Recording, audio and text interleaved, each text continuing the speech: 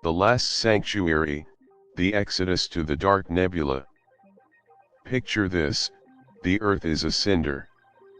All the history, all the art, all the love gone.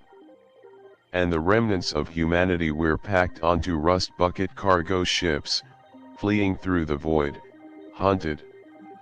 We're not soldiers anymore, we're refugees. And the creatures chasing us, the Vorkun, they don't want territory. They don't want surrender.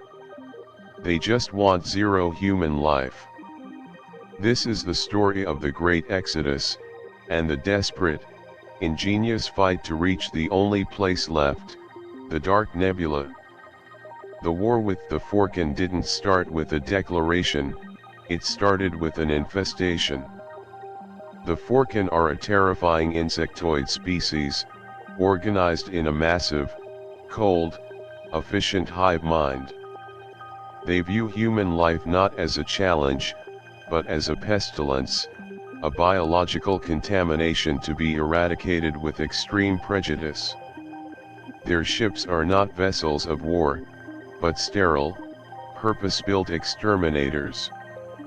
Earth fought hard, but the Vorkun's sheer numbers and their chilling focus on biological termination overwhelmed every defense. We didn't lose in a spectacular battle, we lost through slow, agonizing attrition. They didn't bomb cities, they sterilized them. In the final hours, the surviving governments consolidated their resources into a single, massive Exodus fleet. This wasn't a military armada, it was a desperate convoy of repurposed container ships, old cruise liners, and hastily shielded space stations, all tethered together and moving under the slow, powerful drive of the flagship, the Argo. The Argo itself wasn't a warship, it was a mobile habitat, a former deep space mining platform now housing the last 4 million souls of our species. The morale was non-existent. Food was rationed. And every day, the Vorkun patrols drew closer, picking off the slower, weaker ships like cosmic vultures. Our focus is on Jada Cole, a former civil engineer. Before the war, Jada built hydroponics bays and orbital habitats. Now, she's the chief defense strategist for the entire Argo fleet. She's not a soldier, she's an innovator, forced by desperation to weaponize scrap metal and hope. Her biggest adversary isn't just the Vorkun, it's the constant, crushing knowledge that she is the only thing standing between humanity and complete oblivion. The destination was the legendary Dark Nebula. An enormous, unmapped cosmic cloud of dust and gas hundreds of light years away, rumored to be a place where radar and sensor technologies fail completely. A sanctuary, a hiding place. The Vorkun wouldn't pursue them into an environment where their perfect, organized senses were useless. But getting there meant crossing one of the most heavily patrolled sectors of space. Jada's defense plan was revolutionary in its simplicity, improvisation and misdirection. She took the fleet's entire reserve of discarded mining laser arrays and welded them onto the cargo ships, turning slow bulk carriers into clumsy, but functional, gunboats. She repurposed the giant solar sails from the lifeboats, coating them in reflective dust to serve as large-scale, decoy heat signatures, hoping to confuse the Vorkun's thermal tracking. Her most crucial creation was the Echo drone. Using scavenged comms gear, Jada built thousands of small, automated drones programmed to broadcast loops of old Earth radio transmission symphonies, talk shows, static anything to mimic the messy, noisy profile of human ships and draw the Vorkun's attention away from the Argo. The strategy worked for a while. The Vorkun, utterly methodical, wasted precious time pursuing the noisy, empty drones. But the enemy was adapting. One day, the fleet's alarm systems screamed. Not a single Vorkun ship, but an entire Hive Carrier, a gargantuan, living battleship that dwarfed the Argo, had jumped directly into their path. The Vorkun had changed tactics.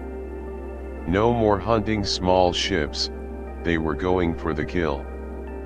The Hive Carrier immediately deployed thousands of smaller, agile swarm fighters.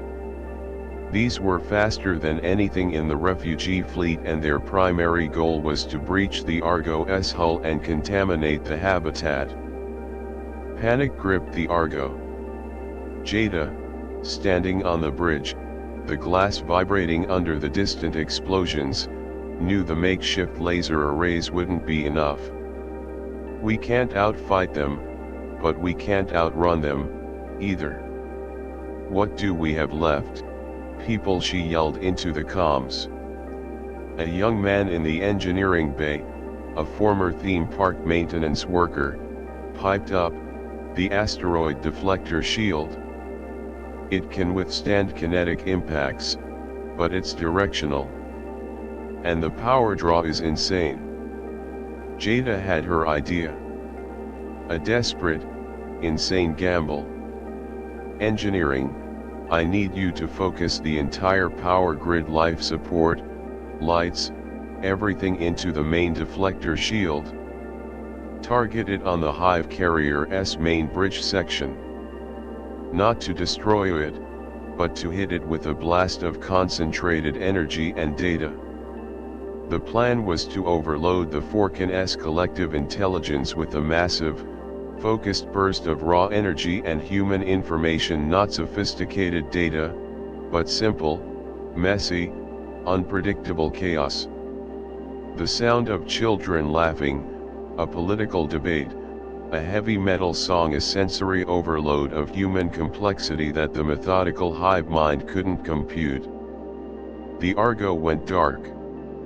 The air vents stopped pumping.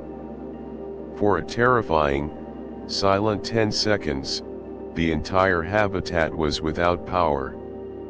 Then, with a scream of overloading circuits, the deflector dish fired a massive, visible pulse of energy, mixed with every chaotic soundbite and image the Argo could muster.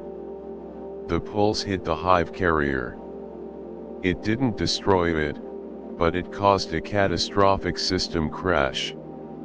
The colossal ship lurched, and the swarm fighters, severed from the hive mind's direction, simply froze in mid-flight. The Vorkun, deprived of the clarity of their hive, were momentarily paralyzed. It was the window Jada needed. Jump. Jump now. Maximum power to the FTL drive. Dark Nebula, here we come. The Argo and the remnants of the fleet jumped, leaving the colossal, momentarily crippled Hive Carrier behind. The final journey into the Dark Nebula was terrifying. No visibility, no sensors, only Jada's brilliant, low-tech navigation based on gravitational mapping and sheer prayer. But they made it. Inside the nebula, the Vorkun are lost. Their perfect tracking is useless. The humans are safe, for now. The Argo is battered, its crew exhausted, but they are alive. They survived not because they were the fiercest fighters, but because they were the most adaptable and unpredictable. The Vorkun's strength, their centralized, methodical mind, became their weakness when faced with the chaotic ingenuity of a few billion desperate people. The exodus is over, but the rebuilding is just beginning.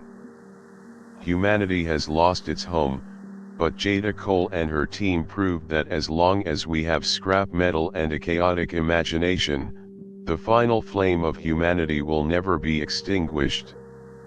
They found their last sanctuary. Now, The real fight, the fight for a new beginning, is about to start. What a powerful testament to human resilience. Jada Cole and the Argo fleet faced certain doom and escaped through sheer, messy ingenuity. If this story of survival and engineering brilliance grabbed your attention, I need your help to keep the Argo flying. First, show your support for the spirit of human innovation by hitting that like button on this video right now. Every like is a beacon of hope for our channel. Second, if you want to see what happens next, how humanity rebuilds a civilization inside the terrifying silence of the Dark Nebula, and how they prepare for the inevitable return of the Vorkun, make sure you subscribe and ring that bell. You won't want to miss the new home of humanity. And for those of you fascinated by the technical side of the Exodus, I've linked a deep dive video here, The Science of FTL Travel and Dark Nebulae, Feasible Defenses. Click that, and let us keep building a better future together. Thank you for watching. Never underestimate the power of a good engineer with a pile of junk.